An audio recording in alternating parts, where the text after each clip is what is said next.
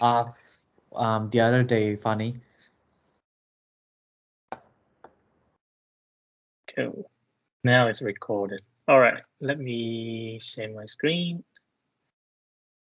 How do I?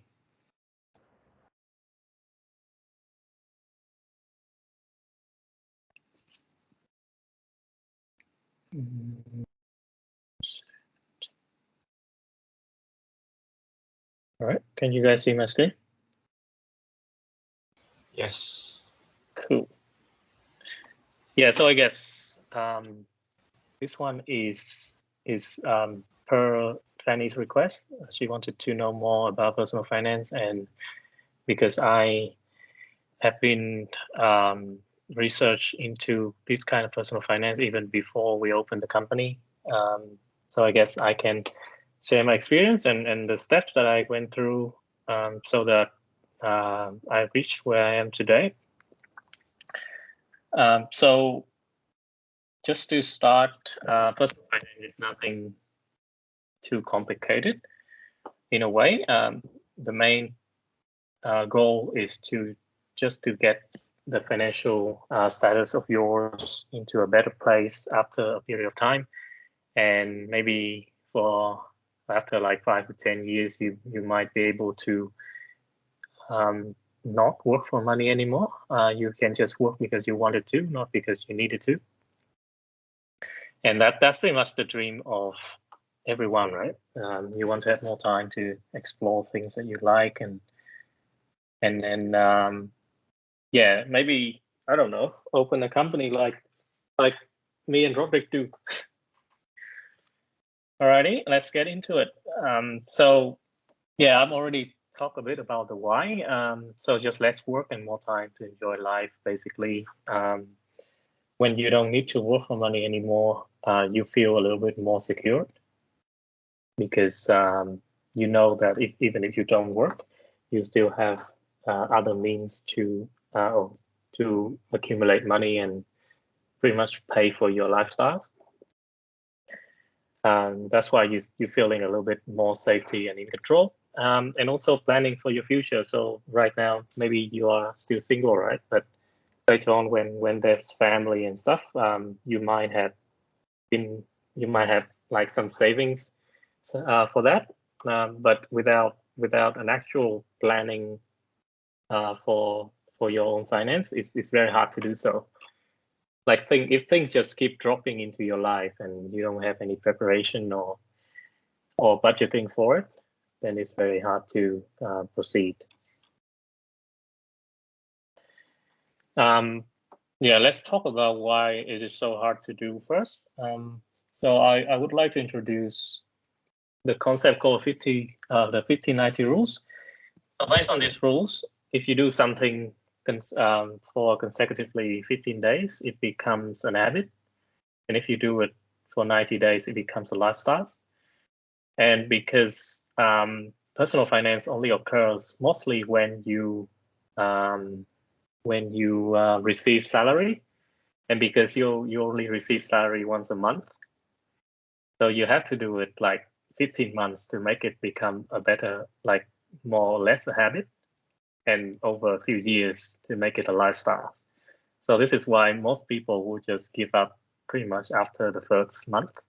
So they did it once, and then the next month they just like, nah, I'm too lazy, or they just don't have time, or they keep forgetting doing things.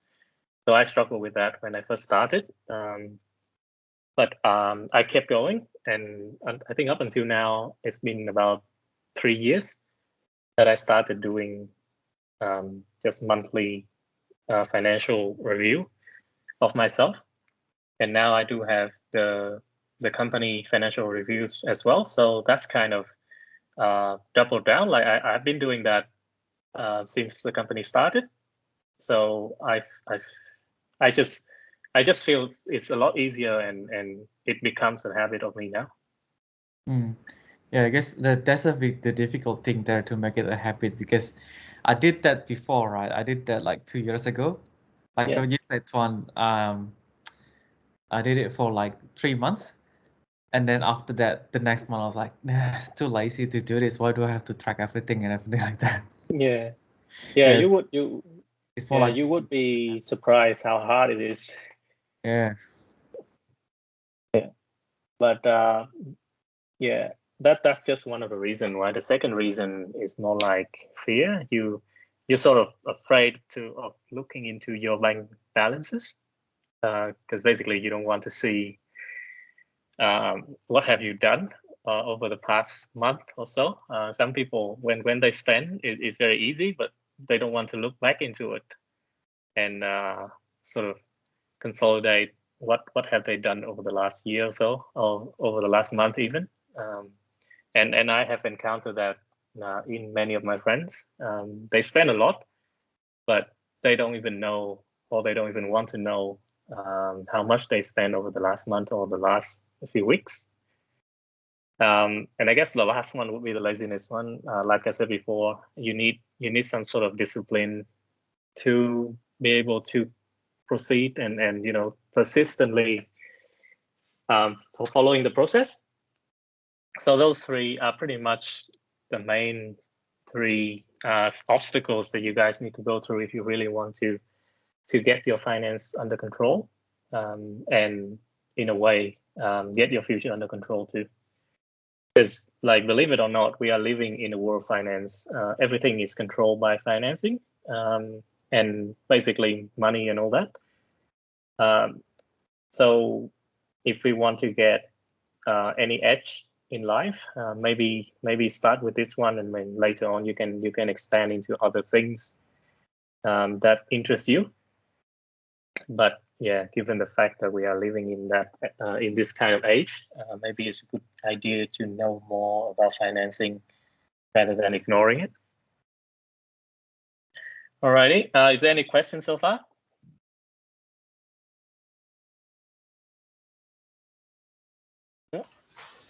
I guess like maybe later in the presentation, I don't know if you have that or not, Tuan, but or maybe it can be a separate section as well. It's more like into how to create the habit. Like if you guys don't know, I really praise on Tuan on the habit that he creates. Like almost every day he went to library, like after work, he went to library to read. And even in the days that it's rain, he still go to the library to read, like every day. Like for me, if it's raining, I will just stay at home. Like I don't care. But Tuan still goes to like library when it's rain and then when it's cold as well.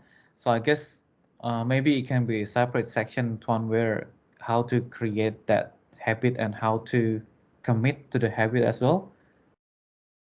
Yeah, I guess the habit building is quite painful. So the first few times you don't even want to do it. But if you have a better sort of purpose, so if you want, because normally no one's go from A to B just because they want to go to B, right? More like they want to do something at B, right? So for example, if you want to get let's just say that if you want to get married, right, and you need about, I don't know, 50 million rupiah to do so, then you will have some sort of motivation or inspiration to save up for that 50 millions, right? And to be able to do that, then there are several ways, and personal finance is one way, right? You can do other things, like you can borrow money and doing other things, but personal finance is only one way to reach to where you want to go. So it depends on pretty much your purpose, your final goal, what you want to do, and whether or not you really want it, then you can consistently follow the path. So for habit building, it's just that simple. You just need to know what you want, and then try to get to that place. Well, saying what you want and really want it is the two different things. So people want to be rich, like they say that all the time, right? But not everyone wants to take the steps. So there's a very obvious distinction between the two. And I guess it depends on the person. maybe today you wouldn't start, but tomorrow something changed in your life, and then that's when you really give this a serious try. And I don't want to lie to you that the first few months is going to be very hard to do. It's encouraged to have someone sort of for us like sit with you and all that. So I didn't have anyone sitting with me, but because that was before we because I have other passion for investments as well. So that's why I wanted to go on this path. But it is quite encouraged to have someone sitting with you every month, preferably say your mother, father, or something, just to go through your expenses and stuff. So that keeps you on track, and then you have someone to push you in the right direction as well. But at the end of the day, everything is your responsibility. You can't just like ask someone else to remind you, but you need to like start to want to do that. So now it's pretty much like every 15th of the month, then I do my personal finance calculations. And like if I don't do that, I feel a little bit empty, because like it feels something is missing from me.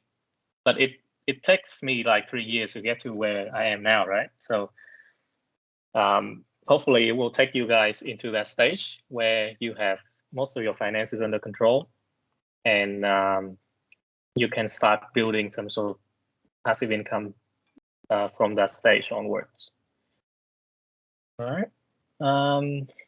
Let's go on. So of course, step one is you have to know your expense. There's a saying that you need to, if something is not measured, it's not being controlled.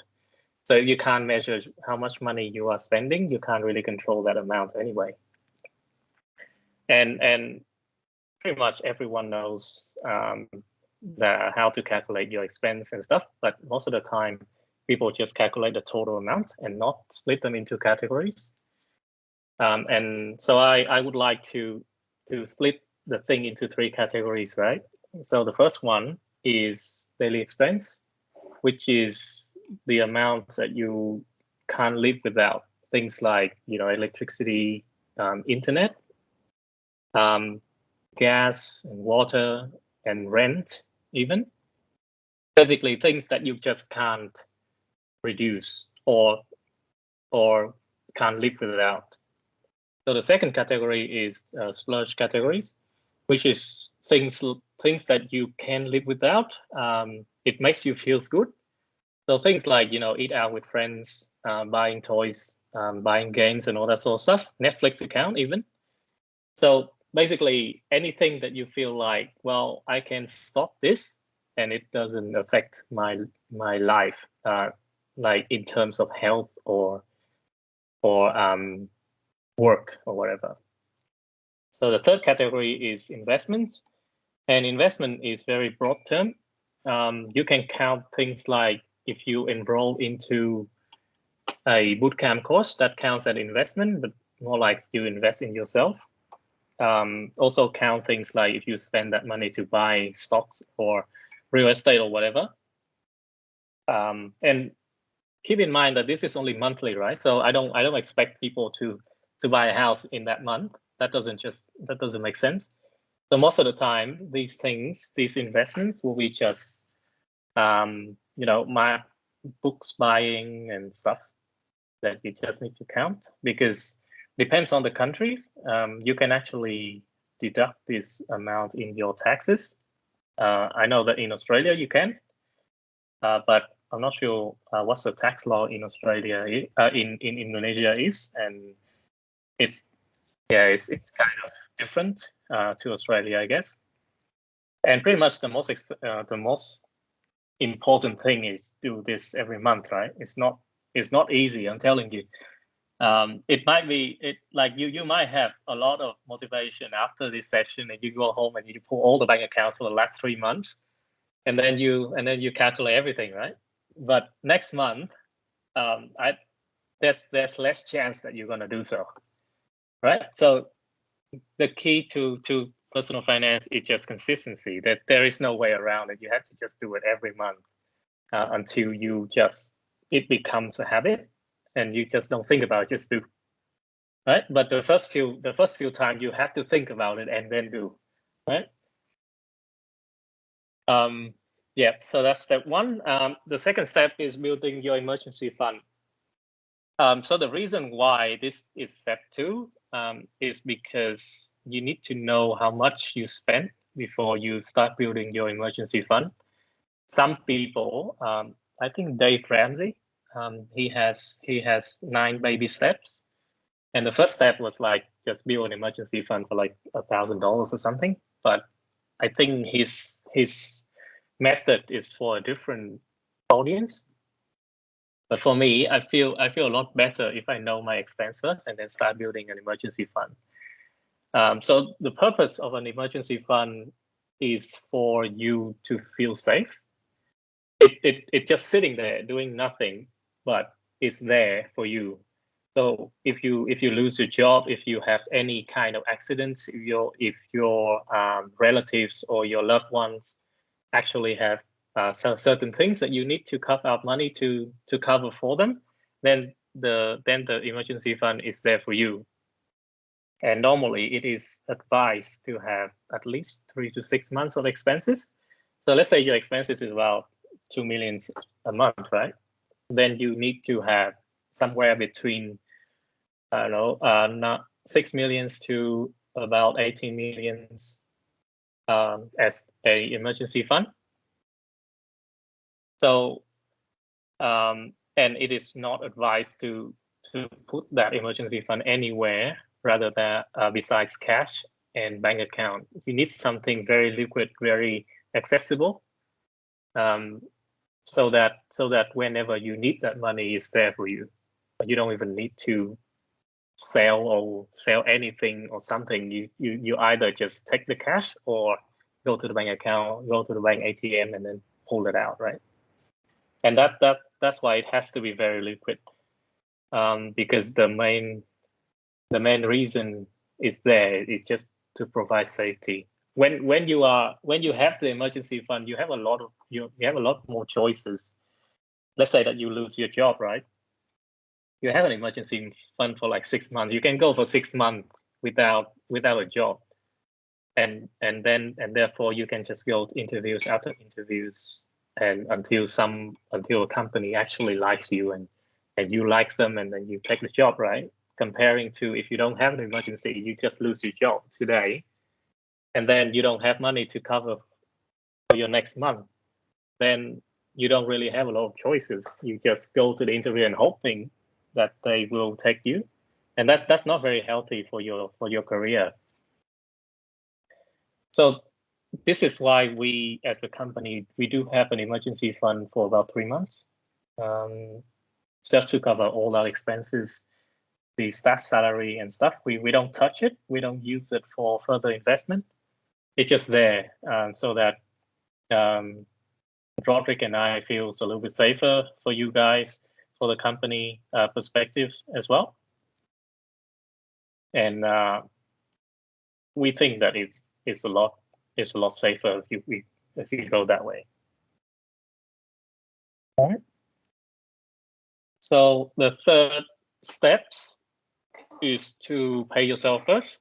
So what I normally do is that when I receive my salary, I split out the 10% immediately and put it away as a savings for future investments, and then I only live on the remaining 90%. It doesn't have to be 10%. You can put 50%. That's fine, but minimum 10% is where you want to start. And basically, you only live on the remaining 90%.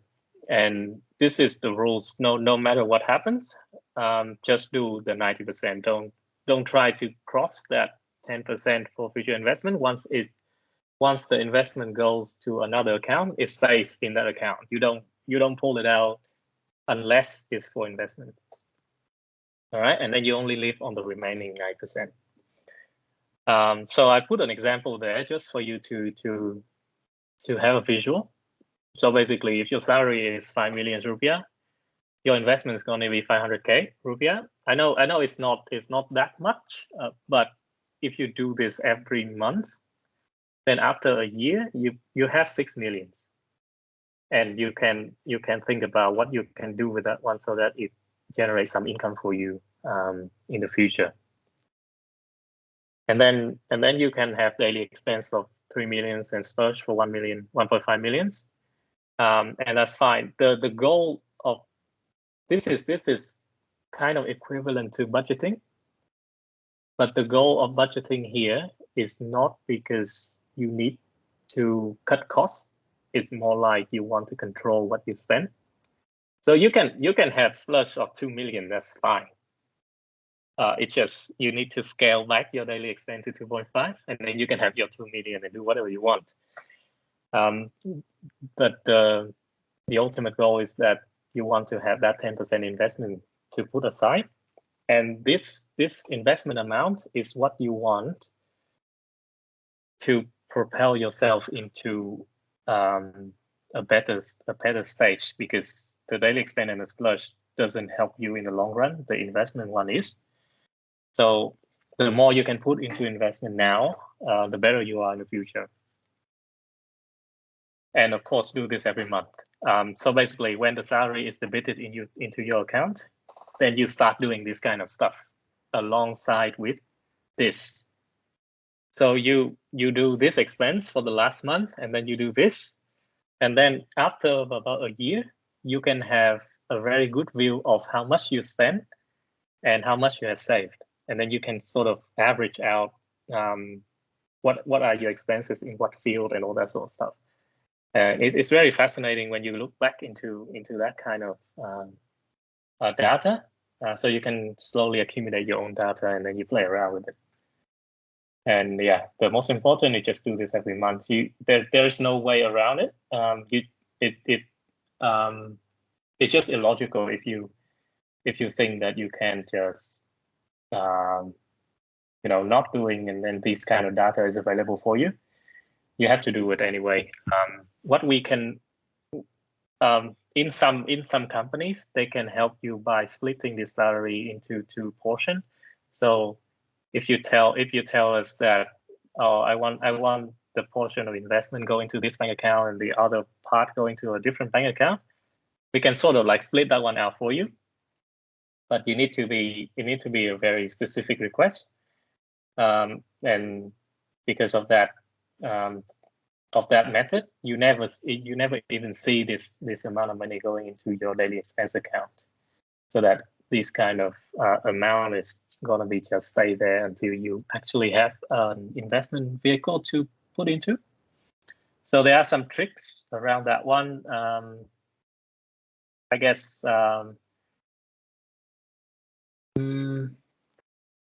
yeah, I guess it's not uncommon to do so. Alrighty, and then step 4 would be invest that 10% into something else, right? So the goal of investment is that it will generate income for you in the future. It doesn't have to be a near future, because we are still young. We're pretty much like 20s to 30s like people, right? So we still have about 30 years until we sort of want to retire. So it's a long time. You can wait. You can just put that money in and pretty much just wait for like 20 years for it to start generate income. That's fine. Time is a very good ally of us now, because we're still young. It slowly becomes an adversary when we are older, but we're not there yet, so we're all good. All right. I can't really go into deeper things without like a separate session, because there are so many of them, so many of different methods of investment out there that I'd like to dedicate it into just one session. So I'll put in more details in the next session. And of course, this one is the main thing. It's like sort of what will put you forward to make you feeling more secure in the future. So the rest of the thing, the lady expand and splurge, like I said, it doesn't help you in the future. The investment is, which is why this one is probably the most important thing to understand. Some people just ignore investments altogether, but I believe that apart from your job, you probably need to know deep about one form of investment. So some people choose real estate, some other people choose stocks, some other will choose things like commodities, and some sort of like startup investment, that kind of thing. So it's all about knowing what you want to study, and then be consistent with it. Because these things, it takes quite a long time for you to be proficient in one field of investment. So the next session, I'll talk more about what are the different types of investment out there, and then from there you might be able to choose a method that you want to follow. All right. So the summary is basically personal finance is not what you do, it's how you do it, and how you do it is more like just consistency. You can do it once very good, or you can do just average, but you do it pretty much every month for a few years, right? And I know it when you are still single, like Roderick and I, it's a lot easier because you're just alone, right? You just do your own finance and stuff. But when you're married, you have your wife as well. In a way, it's easier if your wife is the one who is doing that with you. But then you have to convince your wife and to do that with you and all that sort of stuff. And I know a few couples that just don't want to do it at all, mainly because the wife was like buying stuff all the time. But yeah, consistency is always the key. And my advice is just to keep following the steps and trust the process, and you will be in a better place. And right now, there's only 3 steps for you to follow. Know your expenses, build an emergency fund, and pay yourself first. And of course, repeat. Do not do this just once. You have to do it pretty much every month. And it doesn't have to be on the day that you receive salary. It can be like, a few days after, that's fine. But the goal is that you just do it every month, and don't leave it for too late, because if you leave it like 15 days late, like behind the salary date, then you just keep delaying that one until, and at some point you're gonna miss like the whole month altogether. That's not very good, because the key is consistency. So try to do it within, say, 3 days after your salary is debited into your account. And yeah, I guess after 1 or 2 months, then we will have the investment session, and then you might have like a little bit of fun setting aside for the investment to be ready. Yeah. All right. Any question?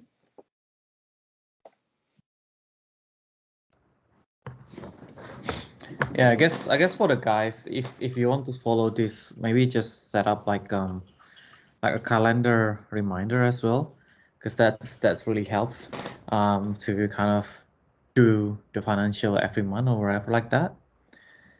And then yeah, make it as a homework for the next session, maybe, if you want to follow the session. Yeah, it's good to have the calendar. I have the calendar alert as well, but I find that sometimes I have the alert, but then I don't do it. Yeah, so the alert is just there to assist you, right? It's just, yeah, you still have to want to do it. And yeah, but you do it still a lot better than me, Tuan. I try to commit myself like reading a book every night, yeah, but I still skip it like every 2 days or whatever. yeah. I think at first it's fine, right? It just, yeah, you keep doing that, and at some point you just feel like it's part of you.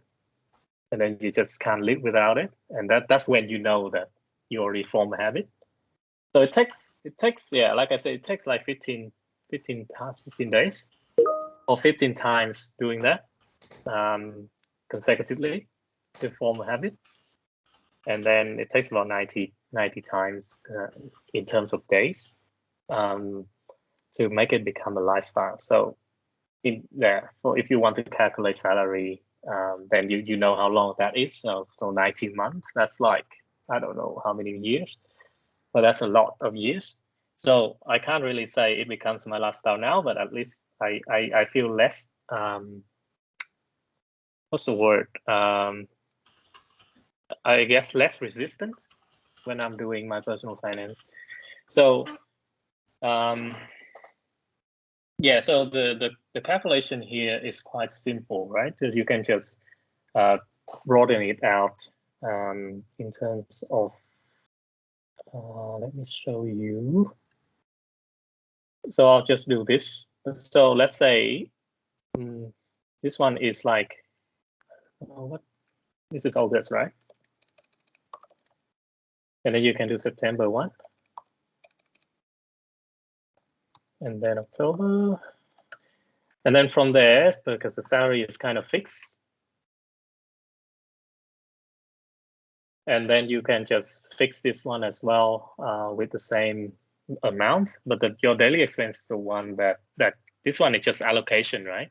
But the real amount is going to be different. So you can put your real amount in here. Maybe this month you only have like I don't know, 2.5 millions, but previous month you had 3 millions and all that. And after about like 6 months or a year, you can average it out. You can do an average. Yeah, you can have that function. You can just do an average of 3 months, and then it comes to like a certain amount. Things, I don't know. This one is 3 million too, and it comes to, that doesn't sound right. I don't know. Maybe I made something wrong, but you can average it out so that you know exactly how much you are spending per month, and then you can forecast it into the future as well. Say, for example, you are very happy now with this and that, and then suddenly you have other things to worry about. Things like if you take on pets and stuff, and then your daily expense is going to go up. But at least you know how much it's going to go up because you can forecast it. So that kind of things makes you feel more control in life because you already know how much you're gonna spend more before you even go into it, and you already know that whether you can afford certain things or not, because you can easily adjust this splurging thing, right? So if you take on a pet, then maybe your daily expense gonna plus 500K. So you just drop this splurge into like 1 million or so that you can afford that pet, which is totally fine. Is these two categories here is basically whatever you want to do with your life. That's your lifestyle, and the investment is what you want to put aside for your future. Yeah. And I think next time I'll build a spreadsheet for you guys so that you can use it to record your stuff. But for now, because I know that everyone has some expert Excel skills, so maybe try to build something like that yourself, because I find it less effective if you try someone else's spreadsheet. It's better to just build it yourself, and then you can learn. You can like adjust if you wanted to, and it's easy because you already understand the structure of your spreadsheet. So I would encourage everyone to do that. Just build your own, basically. Yeah. Any question?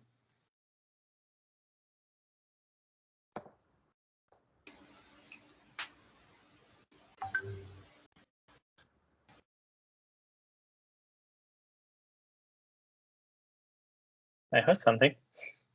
I think Gerardo making a noise. Yeah, could be. Yeah, so For now, what kind of investment did you do? so at the moment I have stocks, I have real estate. That would be my two main form of investment. Because I guess it's because it's suitable for me. Some and like D is one of the investment form for me as well. So yeah, I do have like 3 different investment stream at the moment. I think Roderick pretty much is in a similar state. Yeah. Yeah, which is I think it's good for now. And the goal is just not to have too many. So if you want to build something, you build it until it grows into a certain size, and then you can leave it there, and then you go into a different vehicles and build it again. Don't try to build 7 different type of passive income at once. That doesn't work. So maybe just 1 or 2 at a time, and then you can slowly grow. Passive income is not something that is built in the short term. It will take you quite a lot of time to get to where you want to be. Right? But this is a good stepping stone, because like if you want to invest in something, you at least need to understand how it works, right? And mainly when you touch something in terms of investment, everything points to financing and numbers. So it's best to know your own numbers first before you try to understand other people's numbers. That's why you have to know yourself first before you do anything else, which is good to know personal finance before even investing in something. Yeah. And before you invest in something, just research about the investment that you want to invest as well. Because I know like a lot of people like following Bitcoins and cryptocurrency right now. So I don't know, like don't feel like you have to follow the trends, because sometimes like the trends is just like a bubble that can burst anytime. So I mean like it's not wrong to invest in crypto, but make sure that you understand what you're doing and you understand the game that you're playing as well, because investment is kind of like a game, right? Whether it's stock or house or crypto or like business or anything like that. So make sure you know what's the rules, what's the regulation and all that first. Yeah, next session I'll talk more about investment psychologies and other thing. But yeah, fear of missing out is a real thing, and lots of people lose a lot of money on that. People lost money on cryptos when it was like way on top, and when it like dialed down to like 30Ks from I don't know 60. So there's that, and yeah, so pretty much there's a lot of traps in the investment world, and most of them point to financing anyway. So yeah, like I said, try to understand your own financing figures first before you try to do anything else. And it takes time. I don't expect you to be an expert in your own numbers for the next few months. Probably after a year, then whenever you say I spend this much for this month, I'll believe you. But and any time before that one, not really.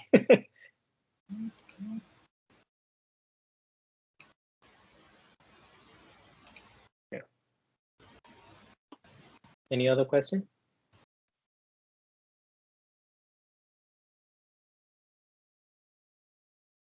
Penny, does that help you on a bit more understanding in personal finance? Yeah, it helps me a lot, sir.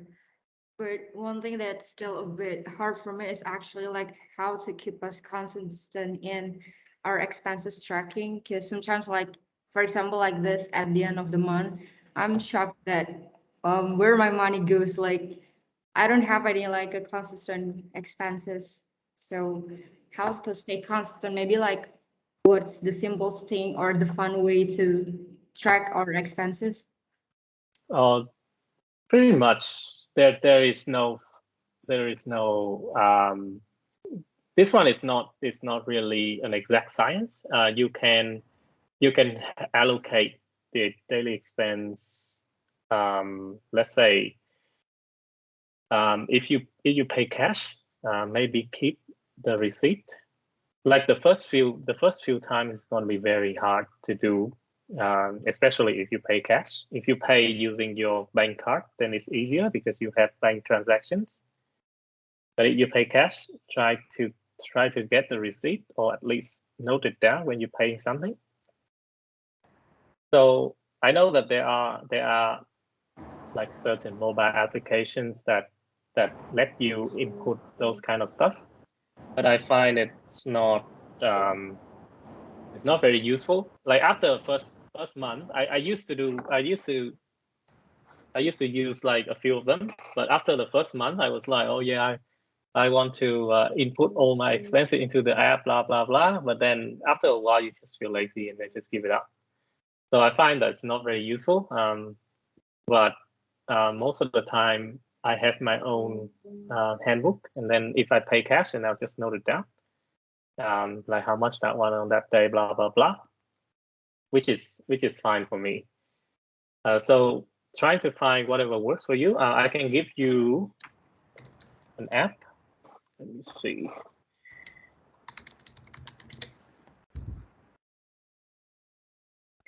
Section. On expense recording app. Let's load them there. Just trying to find the one that I actually use. Spend management apps.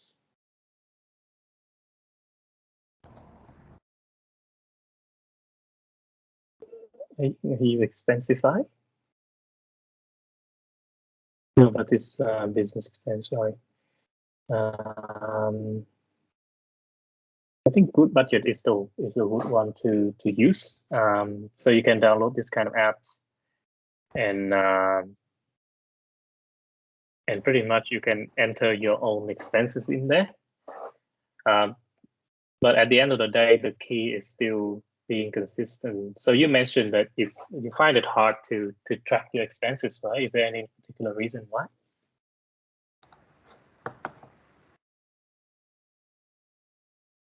Penny? Yes, sir. Pardon? Yeah, so you said that you have issues of calculating your expenses, right? Or Yeah. tracking your expenses. Is there any particular reason why? Like, Oh, well, maybe it's because there are so many like little expenses. It's like I forget about the term, like latte evac or something, like just to buy coffee or some snacks, but I forgot to write it down or track my small expenses. And I realized that the small one can, like I spent a lot of that once. yeah, what you can do is that you can take out the money from the ATM so that it has a record. So for example, you pull out 200K from the ATM, you can mark it as some sort of the splurge thing, buying coffee outside, buying food outside, that kind of stuff. And then once that amount of money is gone, then you know that you already spent that much on splurge. It doesn't have to be each item, but as long as you can categorize an amount into either daily expense or splurge, most of the time some people, they just withdraw all the money out. So for example, you get the salary, right? You put aside this one, they put all this money out in cash, and then they just use that amount. So they put it into two different wallets. And then if anything comes into daily expense, they will just spend it. And then anything comes to splurge, they spend it. And at the end of the month, if they still have something left, then they can sort of calculate how much they spend for each category. So it doesn't have to be exact per item. I find that not productive at all. Like you don't have to like pinch every dollars or every penny for that kind of calculation. You just need to know the range, basically. So you can consider doing something like that. Just pull out all these two in cash, and then just pay everything using cash if you wanted to. And then from there, at the end of the day, because you already split that one into two different wallets, you can sort of understand your spending habit. And then that's pretty much it. So there are tricks to know your expenses. So that's just one of the tricks. My trick is more like, because we live in a different society that encourage more bank transactions. So what we do is that I split these two into two different bank accounts and two different ATM cards. So I have these two different ATM cards, and basically one for splurge and one for daily expense. And then if I categorize an expense that is a splurge, then I'll pull out the splurge card, and then if that's the another categories, then I'll pull out the other card. And at the end of the month, I know exactly how much I spend, and also I know where and when I spend it as well. But I don't think in Indo you have that kind of luxury, because I think it's still a cash society pretty much. So pulling out these two in cash probably works for you. I haven't tried it, but I have seen people being successful with it.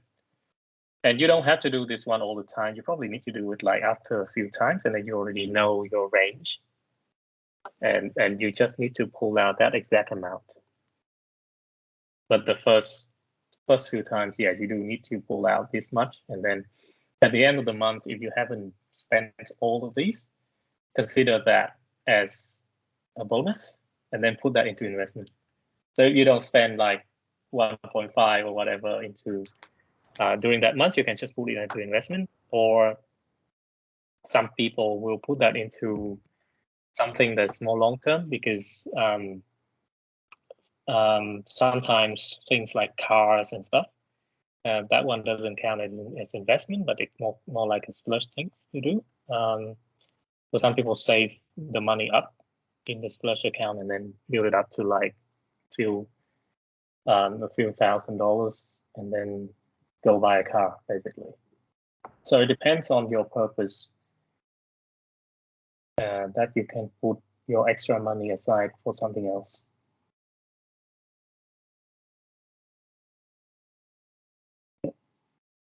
Does that help you, Fanny? Maybe it would help you with the cash thingy. Yeah, understood, sir. I'm gonna try to implement all of your suggestions. Thank you. Yeah.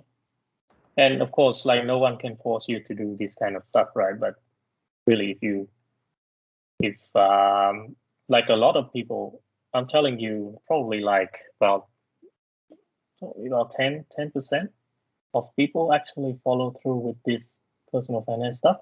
Everyone else are just living day by day and using credit cards, right? But that's how the society works. Like if everyone follow the personal finance things, most company will go bankrupt, because no one wants to buy like luxury stuff or splurge stuff, right? So that just doesn't work. So we just need an amount of people who doesn't care about personal finance, go buy everything, just to make the economy works, right? But if we want to be proficient in finance, we need to be in that 10%. So that's just a paradox of life. You either choose to be the 90% who support the economy in a way, or be in the 10% who controls that. So yeah, that's the sad truth that I don't know. I find it pretty hilarious to when I found that one out.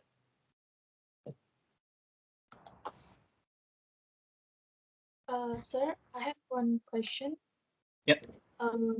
So what to do if, for example, our financial planning doesn't go well? Like for example, we plan a monthly grocery spending, like let's say 1 million per month, but when we see the receipt that we collect, it's actually more than 1 million. And what do you think that we should actually do when that happens, and how to prevent that from happening in the future?